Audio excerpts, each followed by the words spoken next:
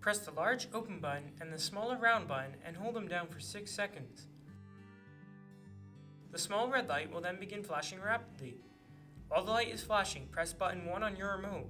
The light will stop flashing momentarily and then continue flashing. Once the light stops flashing, your remote will be paired, and the top 2 buttons on the remote will have the same functionality as the large open and close buttons on the main unit. Now that the remote is paired to your first trailer, move to the second trailer. Enter pairing mode again by holding down the large open button and smaller round button for 6 seconds. Once the red light starts flashing, press button 3 on your remote. The light will stop flashing momentarily and then continue flashing. Once the light stops flashing, your remote will be paired, and the 2 middle buttons will have the same functionality as the main open and close buttons of the Roll Rite system. Buttons 1 and 2 will also still work with the previously paired Roll Rite system.